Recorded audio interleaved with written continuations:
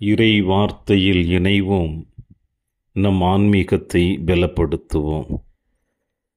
கிறிஸ்து இயேசுவில் எனக்கு பிரியமான அன்பு சகோதர சகோதரிகளே, கிறிஸ்து பிறப்பு காலத்தின் இன்றைய நாளிலே அன்னையாம் திரு அவை திருக்குடும்ப திருவிழாவை கொண்டாடி மகிழ நம் அனைவருக்கும் அழைப்பு கொடுத்திருக்கிறது.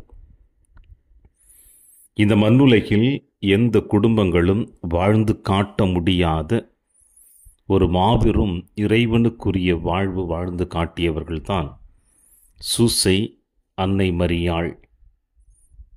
இவர்களுடைய வழிநடத்துதலினாலும் இவர்களுடைய பாதுகாப்பிலும் இவர்களுடைய பராமரிப்பிலும் இறைவன் மகனாக இவர்களுக்கு பிறந்தார்.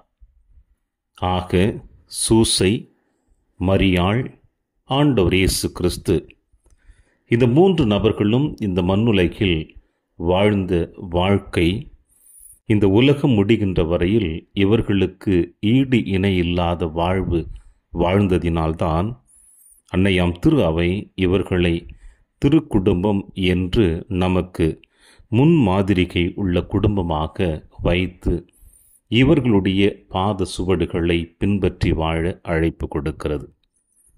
அந்த வரிசையில் பார்க்கின்ற பொழுது இன்றைய நாளிலே நம் அனைவருடைய ஆன்மீக சிந்தனையாக கொடுத்திருக்கின்ற நற்செய்தி வாசகம் லூக்கா எழுதிய நற்செய்தி 2ஆம் அதிகாரம் இறைவார்த்தை 41 முதல் 52 முடிய. இந்த நிகழ்வுகள் எதை பற்றி சொல்லுகிறது என்று பார்க்கின்ற பொழுது, ஆண்டவர் இயேசு கிறிஸ்து, அன்னை மரியாள், சூசை மூவரும் எருசலேம் தேவாலயத்திற்கு செல்கிறார்கள். எருசலேமுடைய பாஸ்கா விழாவை கொண்டாடுவதற்காக. ஆண்டுதோறும் யூதர்கள் அனைவருமே பாஸ்கா விழாவை கொண்டாடுவதற்கு ஆலயத்தில் ஒன்றாக கூடுவது வழக்கம்.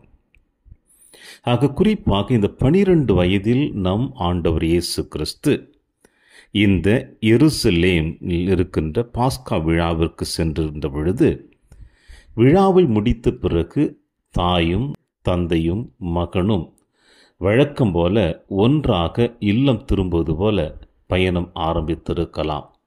ஆனால் பயணத்தின் பொழுது இங்கே பெற்றோர்கள் மட்டும் தனியாக வருகிறார்கள் என்றும், ஆண்டவர் இயேசு கிறிஸ்து ஆலயத்திலேயே தங்கிவிட்டதாகவும் வேதம் நமக்கு சொல்லுகிறது.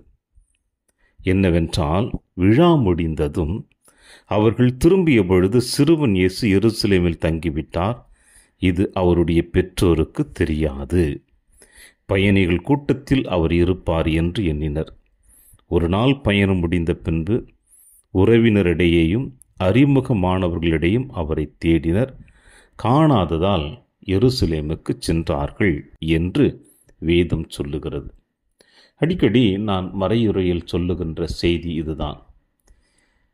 அன்னை மரியாளும் யோசேப்பும் தன்னோடு இருந்த மகனை காணவில்லை என்று அறிந்து அறிமுகமானவர்களிடமும் உறவினர்களிடையேயும் தேடிய பிறகு இறுதியாக அவர்கள் சென்றது ஆலயம் மட்டும்தான். ஏனென்றால் இறுதியாக தன் மகனை அவர்கள் எங்கே பார்த்தனரோ அங்கே தேடுகின்ற பொழுது தன் மகன் கிடைப்பான் என்ற நம்பிக்கை அவர்களுக்குள் இருந்தது. எனவே இவர்கள் எருசலேம் தேவாலயத்தை தேடிச் சென்ற பிறகு அங்கே ஆண்டவர் இயேசு கிறிஸ்து இருப்பதை பார்க்கிறார்கள். இதை லூக்கா நற்செய்தியாளர் எந்த அளவுக்கு அழகாக நமக்கு சொல்லுகிறார் பாருங்கள். அவருடைய பெற்றோரும் அவரை கண்டு வியப்பில் ஆழ்ந்தனர். அவருடைய பெற்றோரும் அவரை கண்டு வியப்பில் ஆழ்ந்தனர். ஏனென்றால் இயேசு கிறிஸ்து போதகர்கள் நடுவில் அமர்ந்து அவர்கள் சொல்வதை கேட்டுக்கொண்டும் அவர்களிடம் கேள்விகளை எழுப்பிக் கொண்டும் இருந்தார் என்றும், அனைவரும் பார்த்து வியந்தனர் என்றும், குறிப்பாக அவருடைய பெற்றோர்கள் வியந்தனர் என்றும் சொல்லப்படுகிறது. ஆனால் அடுத்தபடியாக லூக்கா நற்செய்தியாளர் நமக்கு பதிவு செய்வது என்னவென்றால், அப்பொழுது அவருடைய தாய் அவரை நோக்கி, மகனே, ஏன் இப்படி செய்தாய்? இதோ பாரும் உன் தந்தையும் நானும் உன்னை மிகுந்த கவலையோடு தேடிக்கொண்டிருந்தோமே என்றார். பிரியமான அன்பின் தேவ பிள்ளைகளே, ஆண்டவர் இயேசு கிறிஸ்து கடவுளின் மகன் என்பது யோசேப்புக்கும் அன்னை மரியாளுக்கும் நன்றாக தெரியும். அவர் கடவுளின் மகன், உன்னதரின் வல்லமையினால் தன்னிடமிருந்து பிறக்கிறார் என்பது இந்த இரண்டு உள்ளங்களுக்கு மட்டும் நன்றாகவே தெரியும். அப்படி இருந்தும் இந்த இரண்டு உள்ளங்கள் இயேசுவினுடைய பிறப்புக்கு பிறகும் இயேசுவினுடைய பணிவாழ்விலும் அவர்கள் ஒருபொழுதும் ஒரு மாறுபட்ட வாழ்வையோ மாறுபட்ட வார்த்தையையோ சமுதாயத்தில் அவர்கள் கொட்டிவிடவில்லை. மாறாக ஒரு சாதாரண குடும்பம் எப்படி இருக்குமோ அதே போலத்தான் வாழ்ந்து காட்டினார்கள். அன்னை மரியாள் ஆண்டவர் இயேசு கிறிஸ்துவை ஆலயத்தில் கண்டவுடனே சொன்ன வார்த்தை, மகனே, ஏன் இவ்வாறு செய்தாய்? பாரு, நானும் உன் தந்தையும் எப்படி உன்னை மிகுந்த கவலையோடு தேடிக்கொண்டிருந்தோம் என்று தன் மகனை, இறைமகனை, ஆவியின் ஆளுமையினால் ஆவியின் ஏவுதலினால் பிறந்த அந்த மகனை அன்னை மரியாள் கண்டிக்கின்றாள். பிரியமான அன்பின் தேவ பிள்ளைகளே, திருக்குடும்ப திருவிழா என்று சொல்லுகின்ற பொழுது, இந்த குடும்ப வாழ்வு என்று பார்க்கின்ற பொழுது ஒரு தனி மனிதருடைய வாழ்க்கையின் வழியாக குடும்பம் அமைந்து விடுவதில்லை. மாறாக கணவன், மனைவி, பிள்ளைகள் என்று 3 நபர்களையும் குறிப்பாக எடுத்துக்கொள்ளலாம். அல்லது கணவன், மனைவி, பிள்ளைகள், உடன்பிறப்புகள் என்றும் எடுத்துக்கொள்ளலாம். கணவன், மனைவி, மகன், மருமகள், மகள், மருமகன், பேரப்பிள்ளைகள் என்று பல குடும்ப உறுப்பினர்களை கொண்டதுதான் குடும்பம் என்று சொல்லப்படுகிறது. ஆக இயேசு கிறிஸ்து வாழ்ந்த அன்னை மரியாள், சூசை, இவர்கள் மூவரும் வாழ்ந்த ஒரு குடும்பம் என்று சொல்லுகின்ற பொழுது, இன்றைய காலகட்டங்களிலே நாம் வாழ்ந்து கொண்டிருக்கின்ற வாழ்க்கையும் குடும்ப வாழ்வுதான் என்பதில் எந்த விதமான குறைபாடுகளும் இல்லை. ஒரு குடும்பத்தில் ஒரே ஒரு குழந்தை இருக்கலாம், ஒரு குடும்பத்தில் 8 குழந்தைகள், 10 குழந்தைகள் இருக்கலாம், ஒரு குடும்பத்தில் 2 குழந்தைகள். ஆனால் இவர்களோடு இணைகின்ற உறவுகளும் சொல்லுவதுதான் குடும்பம் என்று.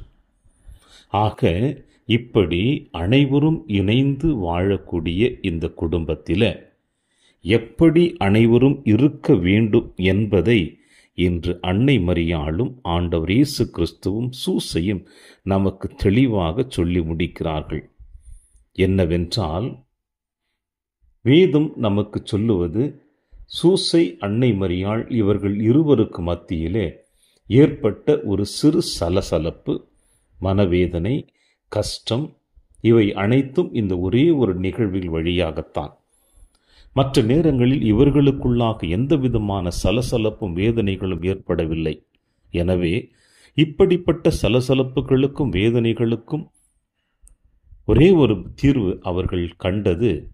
எங்கே இயேசுவை இறுதியாக பார்த்தார்களோ அங்கே சென்றார்கள், ஆலயத்தில் இயேசுவை கண்டார்கள்.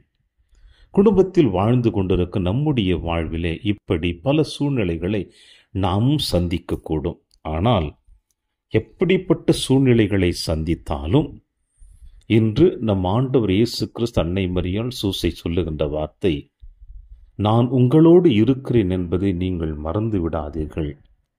எப்படி சூசையும் அன்னை மரியாளும் என்னை ஆலயத்திற்கு தேடி வந்தார்களோ, அதுபோல உங்களுடைய வாழ்வில் நடக்கக்கூடிய எப்படிப்பட்ட சூழ்நிலைகளாக இருந்தாலும், பிரச்சனைகளாக இருந்தாலும், நீங்கள் என்னை தேடி வருகின்ற பொழுது உங்களுக்கு தெளிவான வாழ்வின் விளக்கத்தையும் வழிகாட்டுதலையும் நான் உங்களுக்கு தருவேன் என்று இயேசு அழகாக கூறுகிறார்.